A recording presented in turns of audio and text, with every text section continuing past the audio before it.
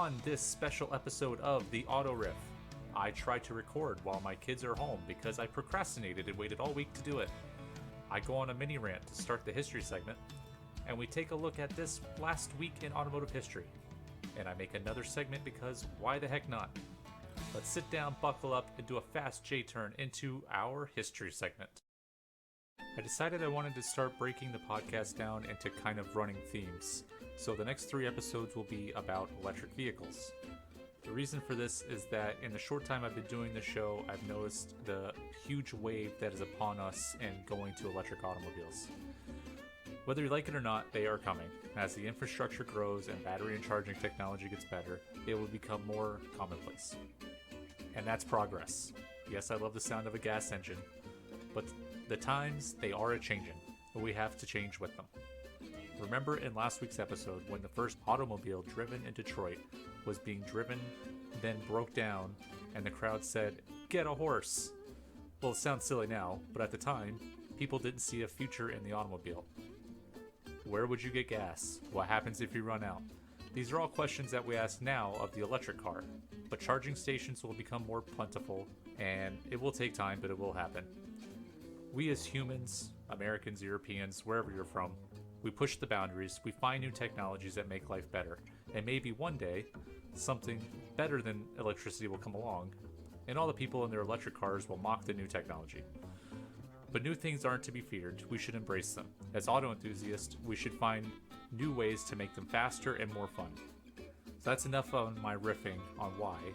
Let's take a look back in time to one of, if not the first, electric automobile.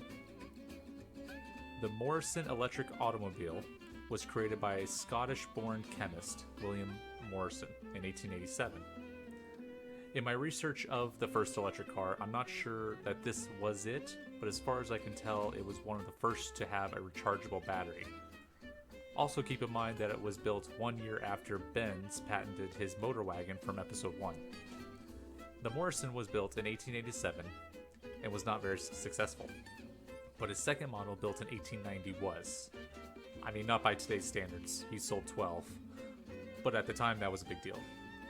In 1890, the model had 24 batteries installed into a carriage built by the Shaver Carriage Company.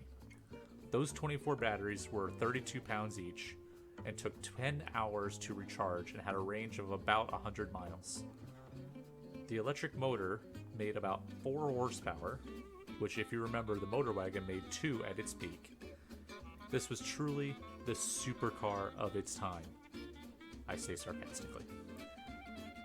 The top speed of this carriage was about 12 miles per hour, which again, supercar territory of its time. I did read a couple articles that said it was around 20, so 12 to 20, I'm sure if you're rolling in a car of today wouldn't make much of a difference. Back then, I'm sure 12 to 20 made a huge difference. The steering was a rack and pinion system, which I believe I read he created, and was driven by a hand wheel, which is kind of similar to today's steering wheel. The speed, how you chose what speed you were going, was done by a system that would cut batteries on and off. I want to say it's called like a regulator they have now today, where it kind of determines how much electricity it draws from the batteries. But at the time, it would shut batteries off to go slower and turn batteries on to go faster.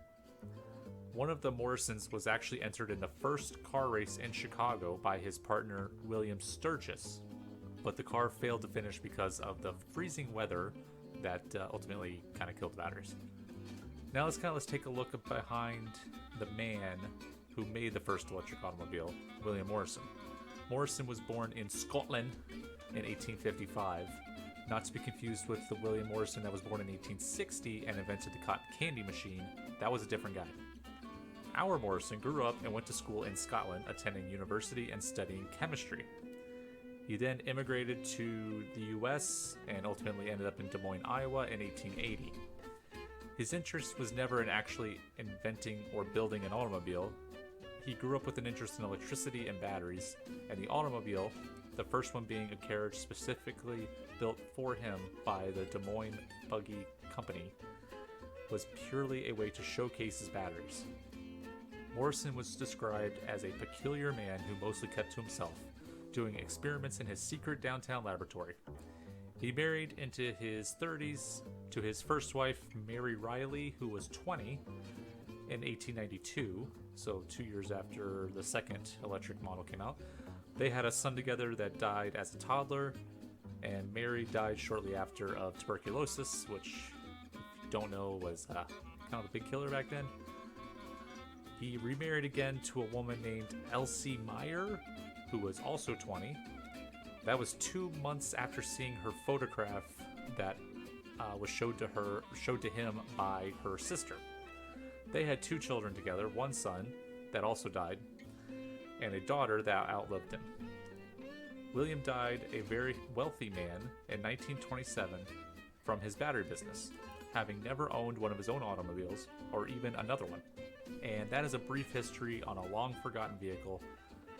Next week we are going to look at another electric vehicle in history. I'm kind of excited about next week's, and that will be unveiled later in the week on our social media accounts. And now on to this week in automotive history. On this last week in automotive history, we're looking at March 8th through the 14th. Starting off with March 8th, in 1885, Daimler purchased a stagecoach made by Wilhelm Wimpf and Son on this day. I butchered all of that, I'm sure. With the help of Wilhelm Maybach, they adapted it to hold his grandfather clock engine, thereby creating the world's first four-wheeled automobile. It was capable of a top speed of 18 kilometers per hour. On March 9th, 1932, Ford built its first V8 vehicle, the Model 18, commonly called the Ford V8. It was the first low-priced, mass-marketed car to have a V8 engine. The 3.6-liter V8 was rated at 65 horsepower when introduced. On March 10th, 1983, the Ford Bronco 2 was introduced, which was derived from the Ford Ranger pickup truck. I brought that one up because I remember a friend of mine in high school having a Ford Bronco 2, and he always parked next to me in my Dodge Dakota. On March 11th, 1971, Maserati introduced the beautiful Bora supercar, capable of a top speed of 171 miles per hour. On March 12th, 1947, the first ever Ferrari, a Typo 125 Spider Corsa, was completed featuring a V12 engine. They would later make a racing model using the same chassis and running gear but different bodywork. On March 13th, 1920, the Marmon Model 35 successfully met a challenge to lap the Indianapolis Motor Speedway in a stock, fully equipped sedan at a mile a minute, as the Model 34 sedan recorded a lap at 63.2 miles per hour. On March 14th, 1962, General Motors produced its 75 millionth car, a 1962 Pontiac Bonneville convertible. And now on to another new segment, because this is my show and I'll do what I want, called Riff on the Riff. This week I wanted to kind of start a discussion, or a riff, on how do we get the younger generations into automobiles. Then it hit me. Video games. It hit me while I was literally playing the latest Forza game on Xbox, and how my kids immediately took the controller from me and left me watching and wanting to play. Not angry.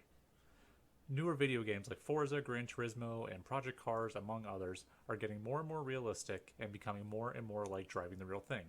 For instance, I have a PC that I built and an OK steering wheel where I can play these games that immerse me into a world where I can own a Lamborghini and drive it around a city and race others in similarly priced supercars. My son, for instance, is 4, loves Jeeps, and on the Xbox he gets to live out his dream of driving one and foster his love of other models. My daughter, who is 7, similarly loves Lamborghinis, which I just found out recently, and loves ripping through roads and fields and through fences in a Huracan.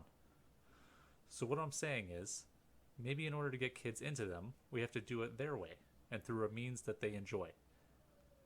I intend on changing the oil in my truck and motorcycle in coming weeks as the weather tries its best to start warming up, and I hope to bring them outside with me to help, but while the weather is cold and they are stuck inside anyways, might as well keep encouraging them through a way that they enjoy.